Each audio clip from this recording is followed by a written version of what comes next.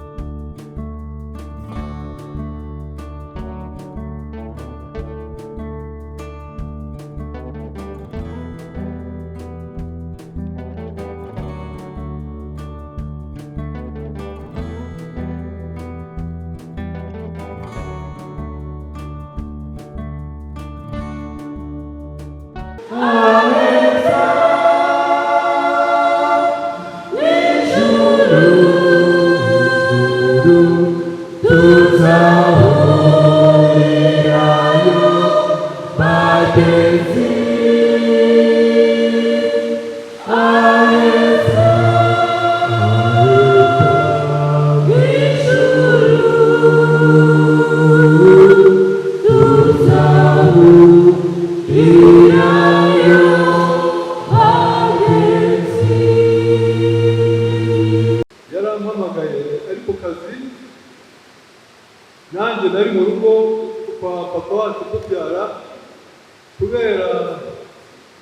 duturanye yarampamagaye ati gerageza kwirukanka ujye mu rugo iwanjye ndumva hari ibintu bitari byiza byahabaye ukoresha imbaraga zishoboka zose ugere n'aho nyuma yo kumbwira amagambo nagize ibishoboka byose kugira ngo mbashe kugerayo naragiye ambwira yuko nakoresha wenda moto cyangwa ubundi buryo bushoboka bwose nkaba nagerayo byihuse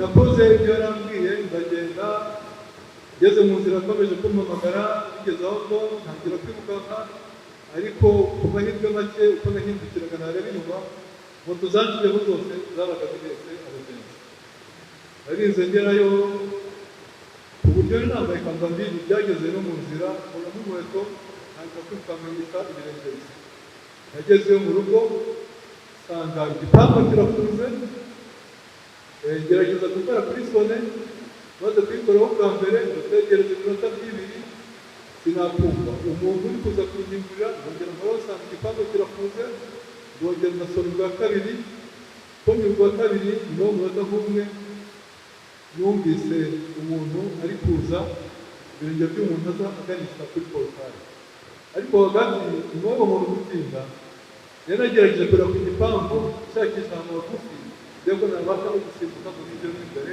njye kureba icyareba n'umukuru nyuma yo gufungurirwa umukobwa yaje ahetse umwana muto arimo arira avuga ati ababyeyi b'uyu mwana ndaza kubasobanurira ndabakizwa n'iki ndamubwira se nabaye iki hano muri uru rugo arambwira ati dore umwana wavuye mu mazi ndamubwira se uwo mwana uko yagendaga kubaho ahetse undi mwana mu mugongo n'urwo rugo nari menyereye kurugendamo narirukanse gerageza kugenda ahantu hari robine sinahabona umuntu gerageza kuzenguruka inzu yose maze kuzenguruka nta muntu nabonye maze kuzenguruka inzu nahuye n'uwo mukobwa w'umukozi ureraga abana muri urwo rugo ndamubaza ngo umwana wavuye mu mazi ari hehe aragenda agerageza kunyereka ahantu hari icyo kidomoro cyari cyaguyemo uwo mwana ariko we ntabwo yabashije kwinjira yarambwiye urebe kureba umuryango nyuma yo kwinjira muri uwo muryango niho nasanze umubiri w'umwana akagendera akeza rutiyomba aturamye mu kibido cya litiro 200 cyari cyuzuye amazi umutwe wari hasi mu ndiba amaguru yari hejuru mu nguni y'icyo kibido cyari kirimo amazi ubona bwangu nagerageje gukora ibishoboka byose kugira ngo mbashe kumukuramo tekereza ko wenda umwana yaba akirimo akuka no kumukuramo uwo mwana nagerageje gufata amaguru kuko amaguru kuko ari mu nguni imwe ukundi fata amaguru y'umwana gerageza kumukuramo ariko ngeze hejuru kubera umuntu wamuto bakokagizo amaboko yatwambiyemo hagati ubwo nafatishije amaguru abiri n'ukuboko kw'iburyo nkoresheje dore n'ukuboko kw'ibumoso njya gukusanya amaboko ngashyiraho neza kugira ngo mbashe kumukuramo nyuma yo kumukuramo arirukanse njya ku kibaraza no kugerageza gukora ubutabazi bw'ibanze usanzwe ku muganga maze imyaka 20 mu gikorwa cy'ubuganga ndetse kumukorera igikorwa cya pesiteri kugira ngo ngerageze kumukuramo abana icyo gikorwa nari kugerageze umwana mbasha kumukuramo hagati ya litiro imwe na litiro imwe n'igice y'amazi bigeraho na breakfast yari afashe muri icyo gitondo nkeya yari itangiye kuvamo ntekereza ko amazi amaze kumushyiramo umwana namuteruye mujyana muri salo mujyanisha mu ntebe gerageza kumukorera igikorwa dukunze gukoresha ikiganza kugira ngo mwongerere umwuka ariyo mouth respiration ariko icyo gikorwa kimubashije kugeraho bitewe no kumana n'amaboko namwitegereje ubona umwana ko yamaze gushyiramo umwuka kandi atari umwanya ari hafi kurenze hagati y'iminota 30 wenda na 45. Umwana agerageje kumukorera ibyo abantu bamaze kwitaba Imana bakorerwa by'ibanze, bamufasha amaguru kukozagurika muri kasana n'agahizi, bakarambura n'amaboko. Umwana yari ashyikamye, yari yagize ibintu twakundaga kera kuko ngo turi gukora ikiherehere tukiri abana, amaso akagenda turagarura bamutumba bakamaturuka, umwana akamwosa hagati niko se arimo ahamagara ambaza niba nabashaka kugera mu rugo, maze gukora icyo gikorwa nibwo nabashije kwitaba se ati wageze mu rugo, navuga nageze mu rugo, ubwira ko agomba kuba umuntu w'umugabo ukihangana. Umwana we umusanze mu kigomora cy'amazi amaze kumukuramo, ariko akaba yarangije kwitaba Imana. Muri rusange ndumva n'ubusanzwe ari byo bintu nabashije kubona. Murakoze cyane kandi Imana ibahe. yari umwana twese twakundaga, yari umwana w'igikundiro cyane, ariko nta kundi Imana yemeye ko ataha iwe mu ijuru. Ndagira ngo mumpe nanone munyemerere nshimire uburyo mwadutabayemo kuva ku munsi wa mbere kugeza kuri uno munsi. Turabashimiye cyane. Ariko hari n'ikindi nifuza kuvuga. Hari igihe Imana yatwemereye ko tubana na Elisi, tukagirana nawe ibihe byiza kuva ubwo yavukaga tariki 26 z'ukwa gatatu 2016 kugeza tariki 14 z'ukwa mbere 2022. Ndagira ngo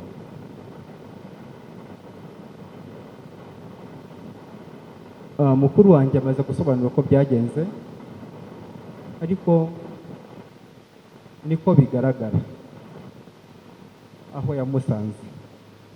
Hari ibintu bibiri: kuba ari aksida yabaye cyangwa ari aksida yatejwe ku mpamvu zindi. Ndabivuga kubera ko hari byinshi biri kuvugwa mu social media, ariko igihugu cyacu igihugu cyiza,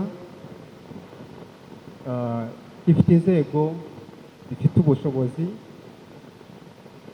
bwo gutahura niba yari accident isanzwe kuko ishobora kuba atariyo. Mfite icyizere kinini cyane yuko bazadufasha kumenya uko byagenze bya nyakuri. Dushire hamwe, tegereze icyo inzego zibishinzwe zizadutangariza, kandi zirabishoboye, si no mu gihugu gusa no mu rwego mpuzamahanga birazwi. Nongere mbashimire cyane uko mwatubaye hafi, kandi ndahamya neza ko hari umunsi, hari igitondo kimwe tuzongera tukabonana na Keza wacu tukishimana iby'iteka ryose. Murakoze cyane, murakoze. Imana ibahe umugisha.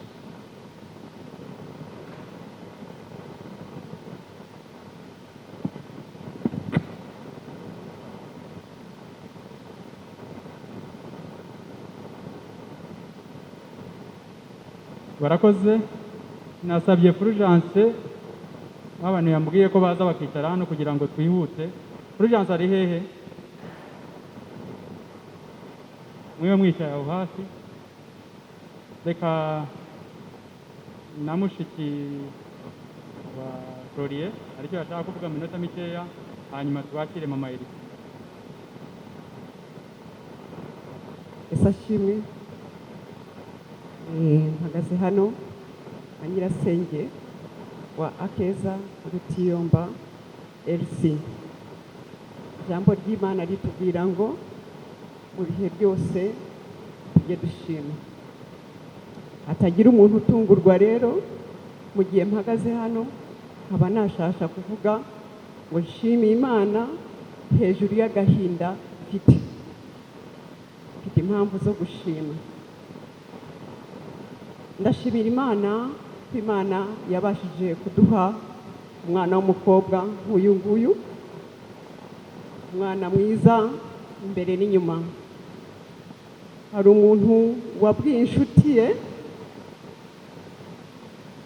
amubwira mu rurimi rw'Icyongereza, aramubwira ngo you are beautiful in and out.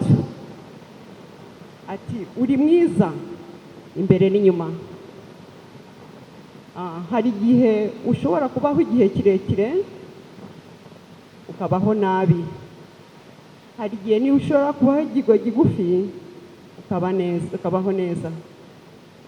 Ndashimira Imana ko igihe yatwemereye ko tubana na Akeza LC yabashije kubaho neza. Ni umwana wabashije kubona umwanya wo gukunda ndetse no gukundwa. Niba wabaho umwaka umwe ariko uwo mwaka ukawubaho ufite amahirwe yo gukunda no gukundwa, ni igihe kirekire kandi cyiza kirutwa n'uko wabaho nabi imyaka 100. Urukundo yakiriye kandi yatweretse muri iyi myaka mikeya, ndabishimira Imana. Ndashimira Imana nanone ko yaduhaye imbaraga. Ndashimira Imana yakomeje ababyeyi be mu rwego ntatekerezaga. Ndashimira itorero ryatwakiriye. Ndashimira inshuti, abavandimwe n'abantu bose mwabashije kutubaho igihe nk'iki ngiki gikomeye. Papa we avuze ko birashoboka ngo ni bibiri. Birashoboka ko yaba accident isanzwe nk'umwana, ariko birashoboka ko yaba yarakoreshejwe accident.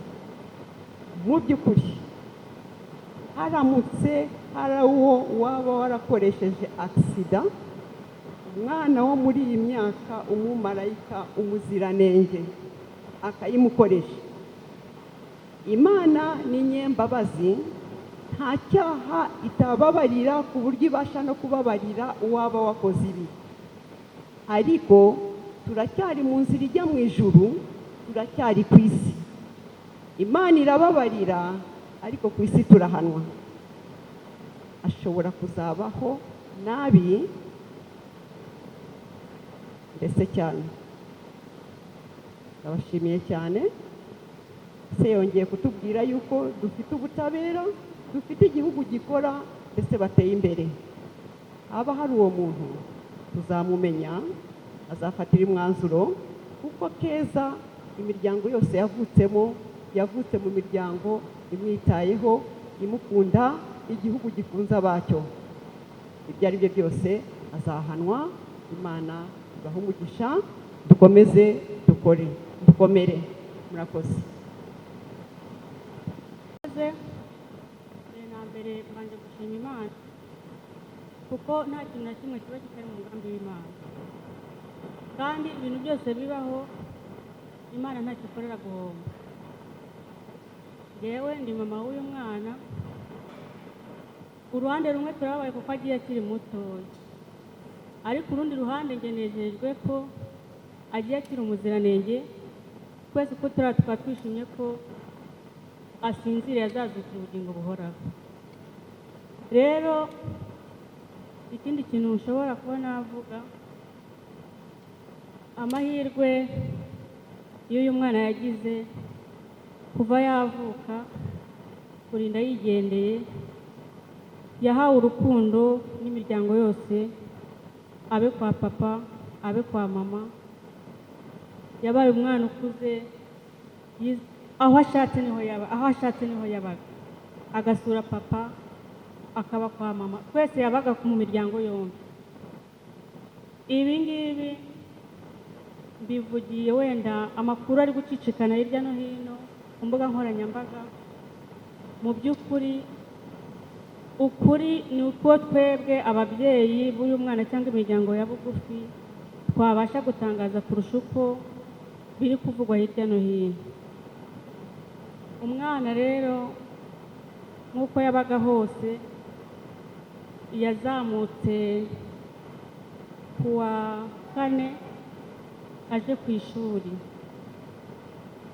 Twari twamuboneye ishuri ryiza kuko ryegereye aho papa we atuye, kumvikana ko noneho yakwiga ajya mu rugo kwa papa nk'uko bisanzwe, yaba muri vakanse yaba muri wikendi, tukabonana nk'uko bisanzwe mu miryango yombi.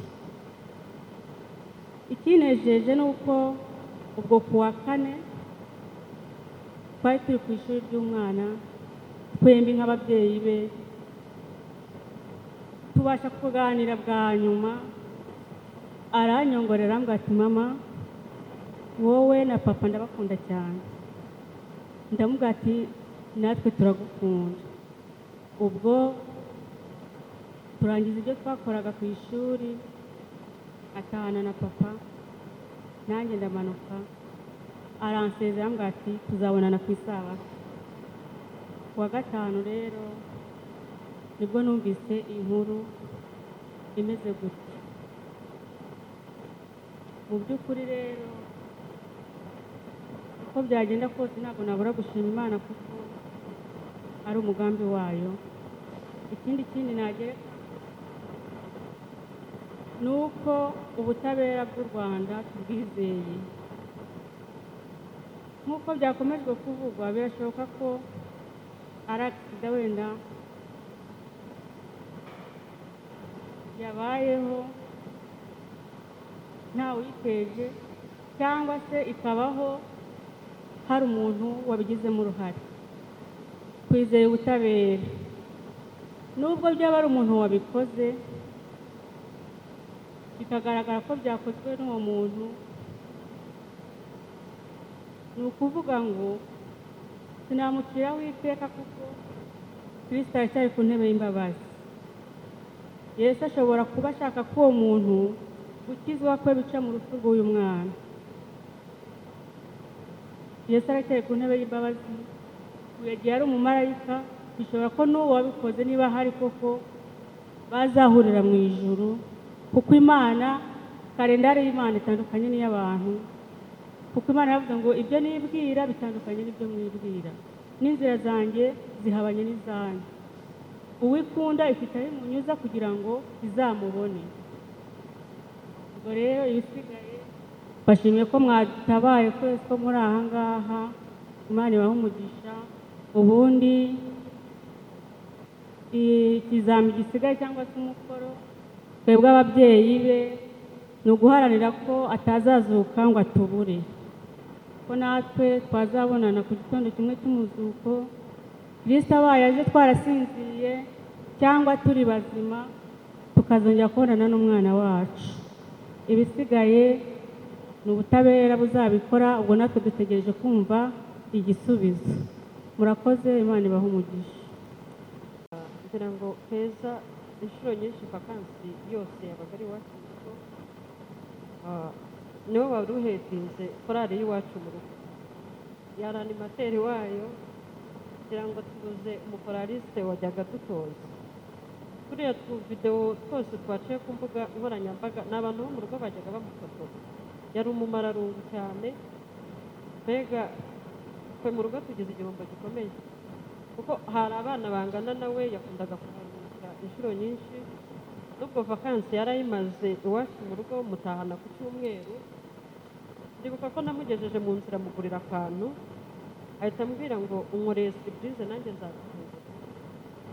Ubwo rero duherukana icyo gihe ariko nanjye nzi yuko igitondo cy'umuzuko nzabonana nawe Imana ibavugisha.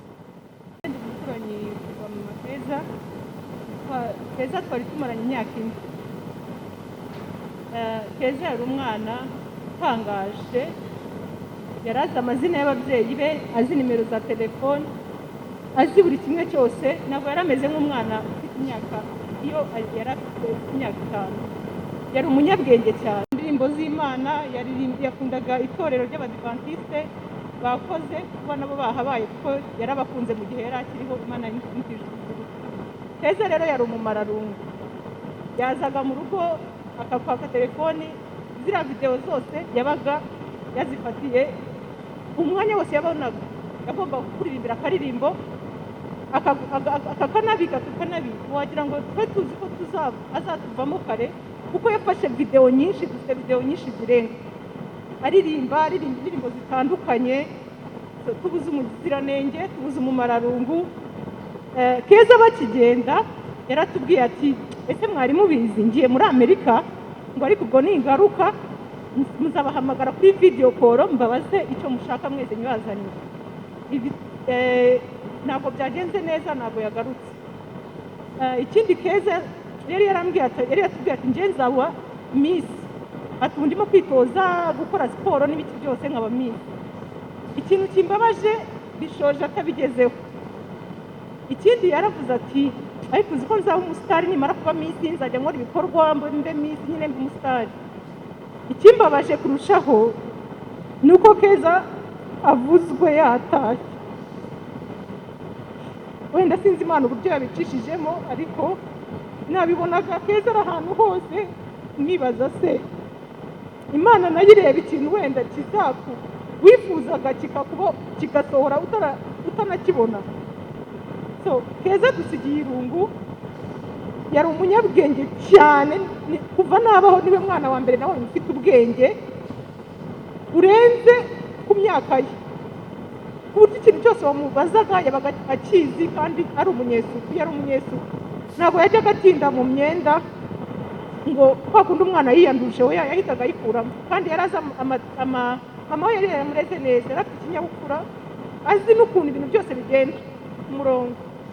So fashe uyu mwanya mbashimira mwese mwadutabaye, kandi nihanganisha n'umuryango n'inshuti n'abavandimwe. Murakoze.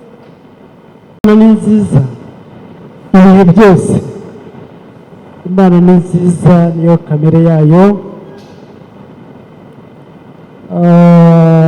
Muri uyu mwanya ukomeye w'agahinda, reka dushimire Imana ko iherezo ry'ubuzima atari mu gituro. Hirya y'igituro, hirya y'urupfu hari ubugingo buhoraho. Cyo tugishimira Imana. Ijambo ry'Imana rirambwira Isaya 40, Isaya igice cya 40,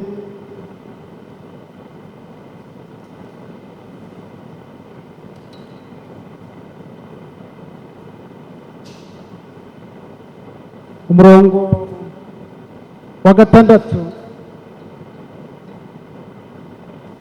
handitswe ngo,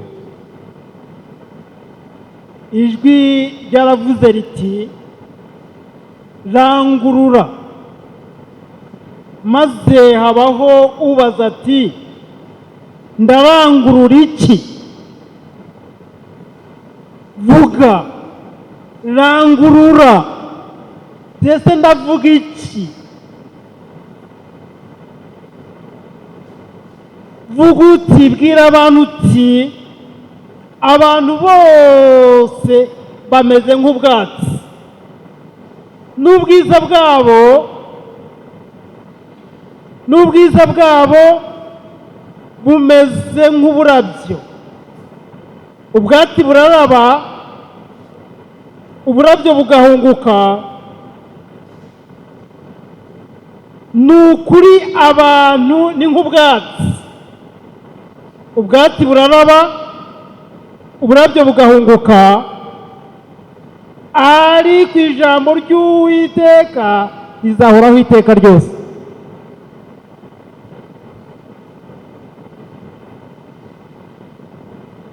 Reka dushime Imana ko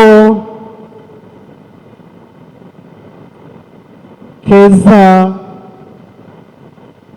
agiye mu gihe cyiza. Umwaka urangira, nari ndi aha ngaha ishyingura mperekeza umwana w'amezi 9, kumushyingura nkumva mfite imbaraga zo kumutangira ubuhamya, kuko abo none n'ubu ndi guherekeza Keza batagize uburyo bwo kubaho igihe kirekire, babaho igihe kigufi, nuko Imana ikemera ko baruhuka. None mu ntangiriro z'umwaka nanone ngize umugisha wo guherekeza umwana ugiye ataracumura.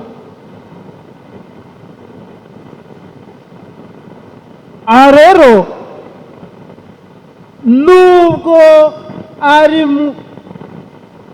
muri iyi sanduku, ariko aracyavuga, kuko urupfu rwe